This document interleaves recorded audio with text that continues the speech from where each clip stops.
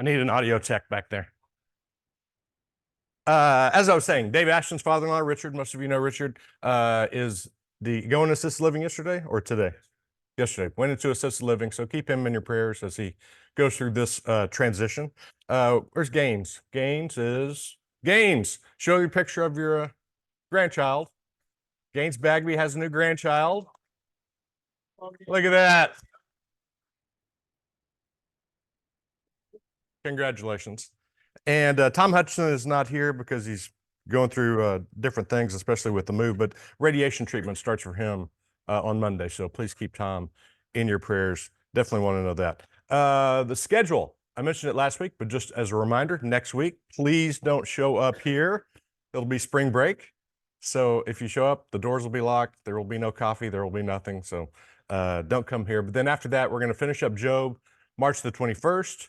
Wrap things up, and then we'll have 2 Easter lessons, March the 28th, which is Monday, Thursday, and then April 4th, the Thursday right after Easter. And also a reminder that we're on YouTube. Now, you're here, so I don't think you want to rewatch this, but if you want to tell somebody about it, if you have a friend who you think might be interested in Men in the Word, or if you have a friend who is going through something like today, our topic is loneliness, or any of the other things that we've talked about since the first of the year, point them to that and let them listen to the lesson, listen to the discussion, and not the discussion because the small groups, of course, aren't on there, but let them see that. Maybe they'll get a little bit of wisdom out of it, and maybe they'll want to come next year. So anyway, point that out.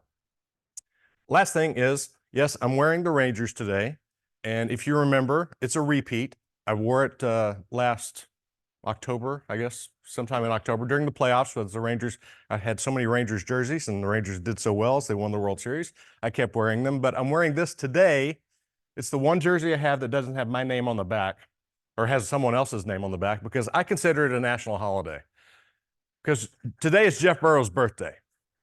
March the 7th, 1951, when I became a baseball fan and a Rangers fan because I was living in the Dallas area in 1974, he won Most Valuable Player.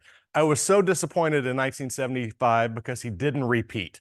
He hit 4 more home runs, but he also lowered his batting average by 75 points, so he didn't get the MVP in 75. Then in 76, it got even worse. He only hit 18 home runs. Tom Grieve, who was later the general manager of the Rangers and later a voice of the Rangers on TV, hit more home runs than he did. I hated Tom Grieve because of that. I interviewed Tom Grieve much later, and I told him that. He said, "Wow, really?" He got a kick out of that. But December of 1976, Jeff Burroughs was traded from the Rangers to Atlanta, and I was crushed. So I decided, well, I'm going to find a new favorite player. It'll be Toby Harrah. And that lasted for 3 days. And I said, no, sorry, can't do that. Jeff Burroughs went to the Braves. He had 41 home runs in 77. It was great, and it was downhill since then. But he did get 5 votes to make it to the Hall of Fame back around 1990. Not quite enough, about 500 votes short, but still. Son played in the Little League World. His son played in the Little League, and he played in Major Leagues for a little while. Yeah. Anyway, that's my story. That's why it's Jeff Burroughs. So let's stand and sing.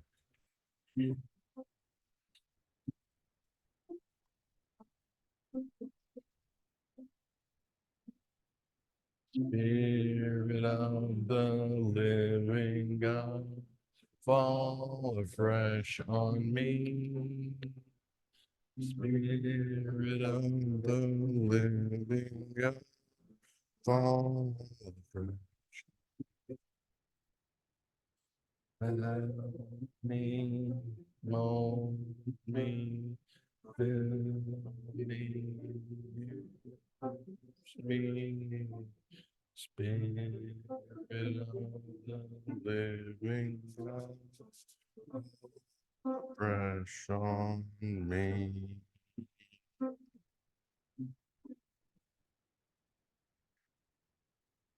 Let's pray. Dear Lord Jesus, thank you so much for all that you do for us. I know some of us get lonely at times, but you help us through that. We're going to talk about that today. Speak through me and in spite of me, and bless everyone in this room as we bless everything in your name. Amen.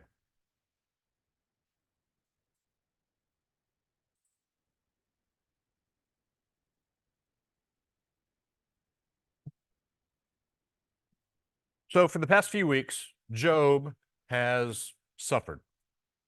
I won't recount the whole story, but he's talked to his friends and they've told him what's wrong, and he doesn't believe it. And he says he's done nothing wrong, which we know is true because of the little side bet that Jesus made with Satan. I mean, the God made with Satan. And now, if you want to call it like a play, the three friends have left the stage. They're gone. And Job is now saying, I just don't understand what is wrong. We don't know how long Job's been doing this. He uses the word months a few times. We know it was the week that he sat in silence with his friends, but whether it was a week or 2 weeks or 2 months or 2 years, it's a long time to live through what Job has gone through. It's a fairly short lesson today because we're only going to talk about 2 chapters before we get to the big verse in chapter 29. But in chapter 28, Job talks about wisdom. He says that man seeks treasure, but where can wisdom be found? Because he's looking for wisdom. He's trying to figure out what is wrong and why this has happened. He's still been trying to do this despite hearing all this stuff from his friends, and his friends, they've tried to help, but they haven't told him the right information. So because of that, he's frustrated and says, where is the wisdom? Where is the wisdom that I need? In chapter 29, he remembers the better days that he used to have. He talks about when this happened and when that happened and when all these things have happened. And you can tell he's very sad. And yes, he's had friends come by to A, visit him, B, hope that he gets better, but mainly to give him some advice that wasn't what he really wanted to hear. But even with his friends around, he was lonely. And he's really lonely because he misses God. He says, how I long for the months gone by, for the days when God watched over me. I think we've all been through certain times like that where we miss the good days with God because we're having a bad day. And not that we're blaming God, but we know God was a part of it. And maybe we've done something that has caused God to walk away for just a second, or to God let something happen, or hopefully God hasn't made any bets about us with Satan. But you know what I mean? We've all felt like this at times when we've been down and feeling lonely. And I want to talk about loneliness quite a bit this morning, kind of get into the nuts and bolts about it, because kind of surprising that the U.S. Surgeon General released a loneliness research project, I guess you could say, just last year, and said loneliness increased the risk of heart disease by 29%, increased the risk of stroke by 32%, increased the risk of dementia by 50%. Just loneliness. The Surgeon General compares the risks of loneliness to the risks of smoking 15 cigarettes a day. How they came up with 15, I don't know, but you think about that, and you think about what we hear all of our lives about smoking. Smoking kills, smoking gives cancer, smoking does this, smoking does that, and it's terrible, and I hate smoking, but you never hear that about loneliness. And these stats tell you how dangerous loneliness can be. So let's talk about the fact that, I don't know about you, but for me, when I think of loneliness, I think of that person who's sitting right over there all by themselves. There's no one there, but if there's somebody over there, they're lonely and they look sad. And loneliness is sad, and sad is loneliness. And that's what loneliness is. So if we tell him, come on over here, we got the seat right here, you're going to be fine. But loneliness is so much more than that. And I think if I asked any of you in here, do you get lonely because you're alone? Most of you are going to say no, because you've got lots of friends. You got lots of family. Some of you have lots of grandkids.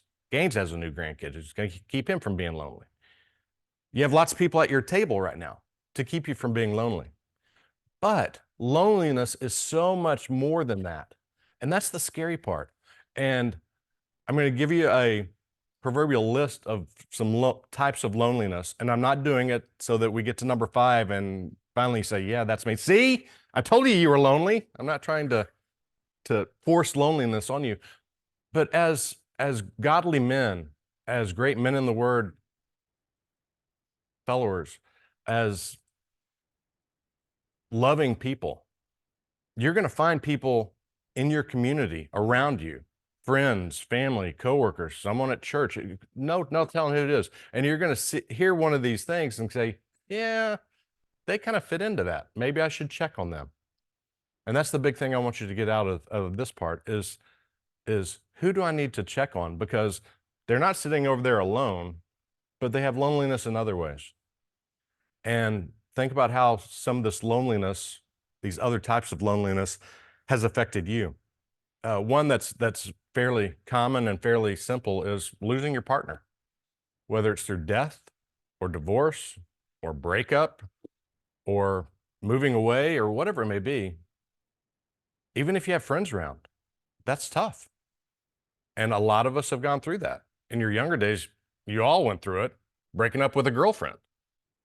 And there's so many ways, I won't go through the long list of things, but again, losing a partner can be tough, even if you have so many people around. How about being embarrassed about something? You're embarrassed because, well, all my friends, I do something with all my friends all the time and they still have all the hair and my hair's almost gone. Or I'm embarrassed because I've had that little mole removed over here. I've got the scar and it just makes me look so bad or whatever it is. Just think about things that make you a little bit embarrassed to be around all your friends or all your coworkers or all your compatriots, whatever you want to describe it.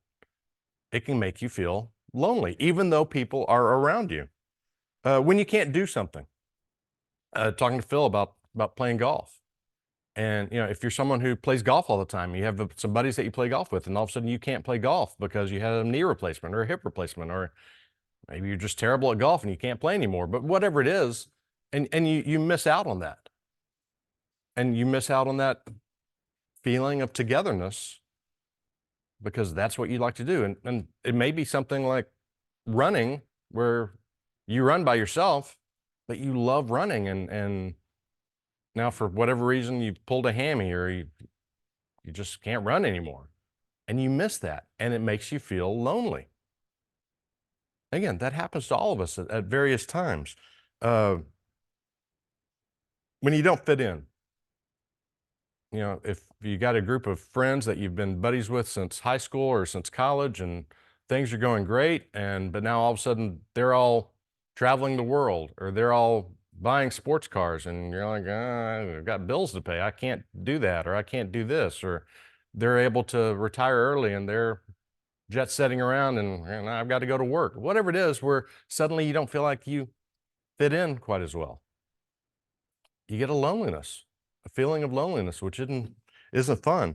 And when things are not the same, if something changes in your life because you move or because your work changes or because something in your family changes or something with your friendship with somebody changes, or you have 4 friends who all love Trump and you love Biden or vice versa. In today's world, you never know, but there's so many ways where loneliness can affect you besides being that person who's just sitting over there lonely.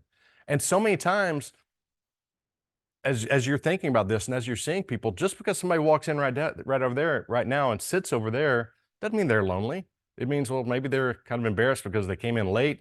They don't want to disrupt everything and sit in the front row.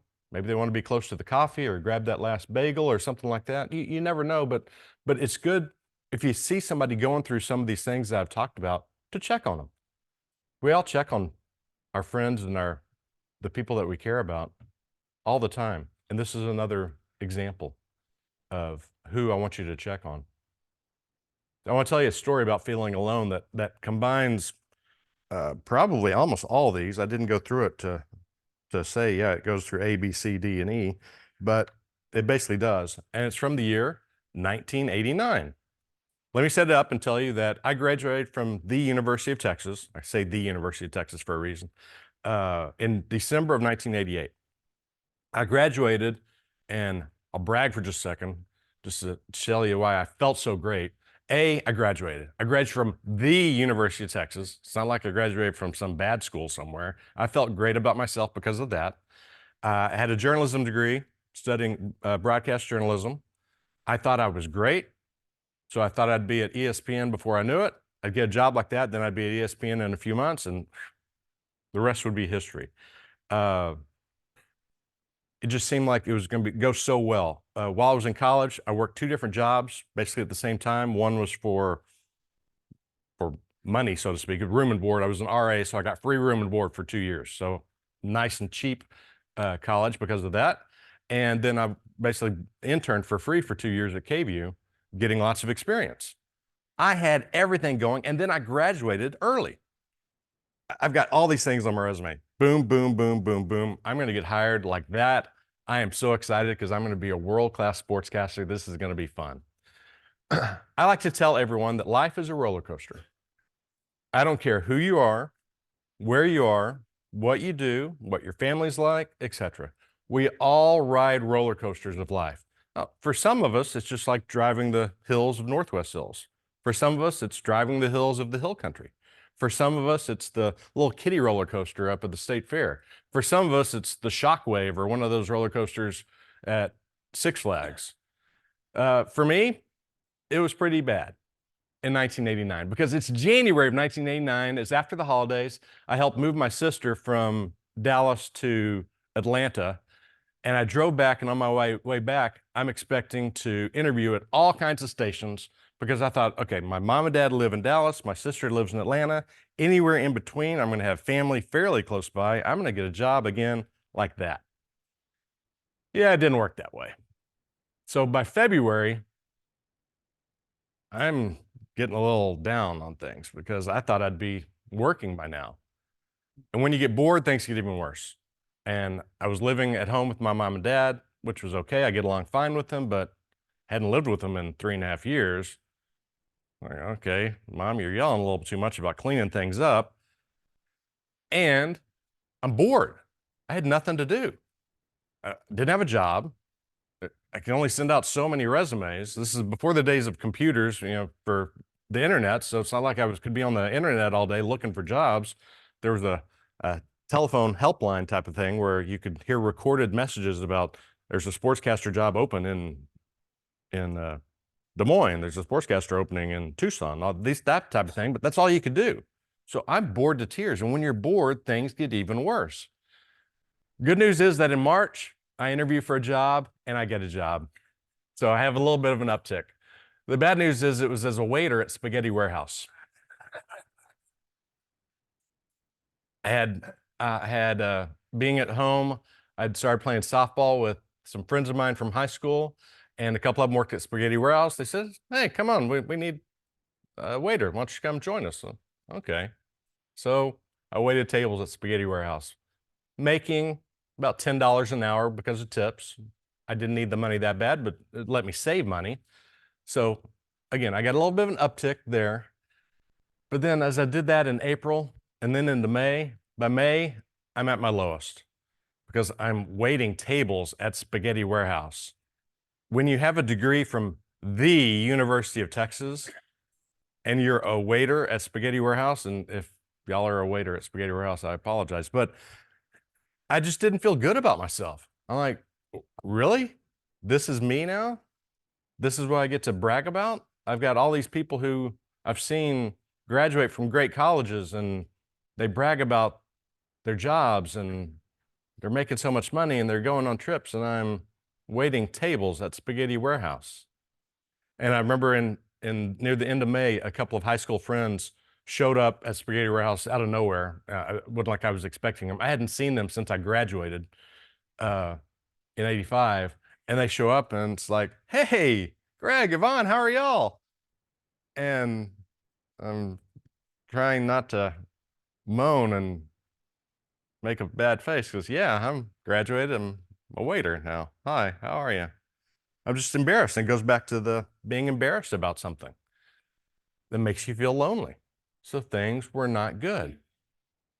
But things go up in July because near the end of June, I get a call and I interview in Bryan College Station at KBTX TV to be a sportscaster.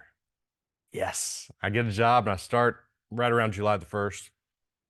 That's the good news. The bad news is that I'm only a reporter, so I don't really get to anchor, but I'm still a sportscaster. But the really bad news is I'm making $4.50 an hour. I've taken a cut in pay to go from being a waiter to being a sportscaster. But I have a job. I'm not living at home. I love mom and dad, but I'm not living at home with them anymore. I'm in College Station and I'm a Longhorn, but I don't care. I have a job. But then by October, that $4.50 isn't going very far. I'm doing basically nothing but working because I have nothing I can afford to do, nothing to do. And it goes back to the don't really fit in with friends. I knew a couple of people who went to A&M. I could have called them up and gone to do something, but going to do something would mean A, spending money, and I had none, making $4.50 an hour. B, talking about things like, oh, how are things going? Well, I'm a sportscaster, but I'm a very, very poor sportscaster, and I'm still learning. I don't know when I'm going to get out of here. So all I did was work. I would go to the station at about 10 in the morning and work until about 11 at night every day, usually 7 days a week, because I had nothing else to do. That was my choice, but it made me feel, again, alone. Again, there's so many things that can make you feel alone, and maybe the worst thing is not having a partner. I'd been chasing a girl named Kim for a long time. It'd been, I could go over the dates, but it'd been 18 months since we'd gone out. It'd been 6 months since I even contacted her. It'd been about a year since I actually talked to her. But in October, I magically find her, talk to her, go on a date with her, go on a second date with her in December. And then in December, besides going on another date with Kim, I get hired here at KVUE. And not to brag or anything, but I'm making $18,000 a year. I was pretty well off because it's a lot more than $4.50. So my loneliness got a lot better. But you see what I went through that year and how bad it can be. And again, I wasn't sitting over there by myself. I was around people at the station. I was around people at Spaghetti Warehouse. I was around people, my friends on my softball team from high school. I was around my family. I was around people all the time, but I was still lonely in so many ways. So think about the people that you're around. Think about the people that you see. Think about people you hear about or know about who go through some of these things about the embarrassment or not fitting in or losing their partner, and how you can help, because you don't want them to go through all that loneliness and risk what could happen. Let's look at some questions. When have you felt alone? And again, I want you to think even harder about not just being sitting at the table by yourself, but when have you felt alone in other ways? What helped you realize that God is always with you? And have you ever been with lots of people but still felt alone without God? Thank you.